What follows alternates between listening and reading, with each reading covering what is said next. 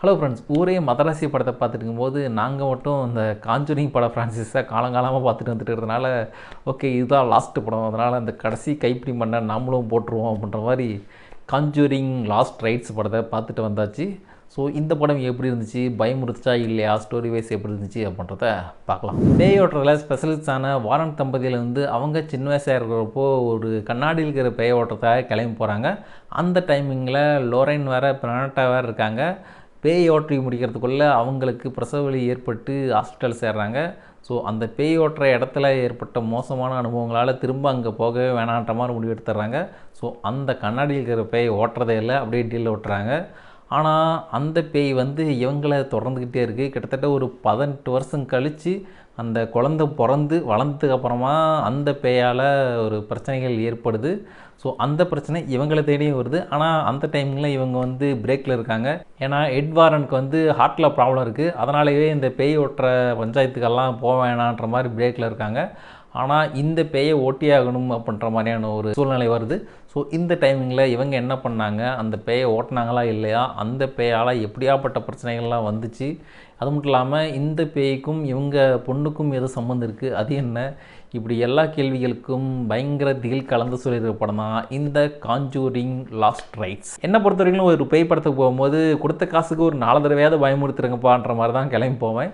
அந்த வகையில் இந்த படத்தை பொறுத்த வரைக்கும் படம் முழுக்கவே பயமுறுத்துகிற மாதிரியான காட்சிகள் அங்கங்கே நிறையவே இருக்குது. அதுவும் கதையோட வர மாதிரியான காட்சிகளே நிறையவே இருக்குது. ஸ்டோரி வைஸுமே இன்ட்ரெஸ்டிங்காக தான் கொண்டு போயிருக்காங்க. ஏன்னா இந்த எங்கே கனெக்ட் ஆகுது ஸ்டோரி அப்படின்றதெல்லாமே கொஞ்சம் நல்லாவே காட்டியிருக்காங்க. ஸோ அந்த வகையில் பேய் ரசிகர்களுக்கு ஒரு ஒர்த்தான வாட்ச் தான் இந்த மூவி.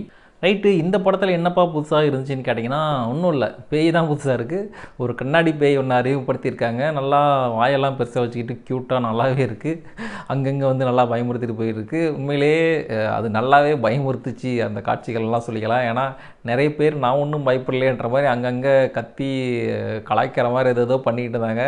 இந்த படத்தை பார்க்குறதுக்கு முன்னாடி காஞ்சூரிங் ஃப்ரான்சைஸில் வந்த மற்ற படங்களையும் பார்த்துருக்கிறது நல்லது. ஏன்னா ஒரு சில விஷயங்கள்லாம் புரியாமல் போக வாய்ப்பு இருக்குது. இந்த பொம்மையெல்லாம் எது காட்டிகிட்டு இருக்காங்கன்னு கூட ஃபீல் ஆகலாம். ஏன்னா பழைய படத்தில் வந்த பேய்கள்லாம் இதில் வந்து ஒரு சில கேமியோக்கள்லாம் பண்ணிட்டு போயிட்டுருக்கு. ஸோ அதனால் அந்த மற்ற படத்தை பார்த்துட்டு இதை பார்க்குறது நல்லது. இல்லை ஃப்ரெஷ்ஷாக போய் பார்க்குறதுனாலுமே புரியாமலாம் போகாது. ஆனால் ஒரு சில காட்சிகள் வந்து ஏன் எதுக்குன்றது, எதுக்கு எல்லோரும் கத்திகிட்டு இருக்காங்கன்னெலாம் தெரியாமல் போகலாம். ஸோ அப்படி தெரியாமல் போகக்கூடாதுன்னா கண்டிப்பாக முன்னாடி பக்கங்கள்லாம் பார்த்துருக்க வேண்டியது ரொம்பவே முக்கியம். இந்த படத்தை தமிழ் டப்பிங்லாம் பார்த்தோம். தமிழ் டப்பிங்கும் சரி, டைலாக் சரி செம்மையாகவே இருந்துச்சு. அதுவும் அந்த பொண்ணோட பாய் ஃப்ரெண்ட் கேரக்டருக்கு டப்பிங் ஆர்டிஸ்ட் ரோஷன் தான் வாய்ஸ் கொடுத்துருக்காரு. ப்ரோ வாய்ஸை கண்டுபிடிச்சிட்டேன். உண்மையிலேயே அந்த கேரக்டருக்கு வாய்ஸ் பக்காவே இருந்துச்சு. அது மட்டும் இல்லாமல் டப்பிங் ஆர்டிஸ்ட் பாலமுருகன், ஆர்த்தி, அப்புறம் ஐஸ்வர்யா இவங்களுமே அவங்களுக்கு கொடுத்த வேலையை பர்ஃபெக்டாக செஞ்சுருக்காங்க. ஸோ வாய்ஸ் வைஸ் இன்னும் நிறைய பேர் இருக்காங்க. ஸோ எல்லாரோட பேரும்லாம் நமக்கு தெரியாது, தெரிஞ்ச வாய்ஸ் மட்டும் சொல்லிட்டேன்.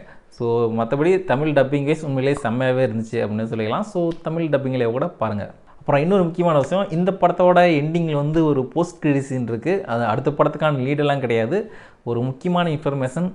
ஏன்னா இது வந்து பேஸ்ட் ஆன் ட்ரூ ஸ்டோரி தானே, அதனால் அந்த இன்ஃபர்மேஷனை பார்க்கணுன்னு நினச்சிங்கன்னா கண்டிப்பாக வெயிட் பண்ணி பாருங்கள், நல்லா தான் இருக்கும். மொத்தத்தில் அந்த படம் எப்படின்னு கேட்டிங்கன்னா கண்டிப்பாக காஞ்சூரிங் பட ரசிகர்கள் பார்க்க வேண்டிய படம் தான். பயமுறுத்துறதுல எந்த ஒரு குறையுமே வைக்காது.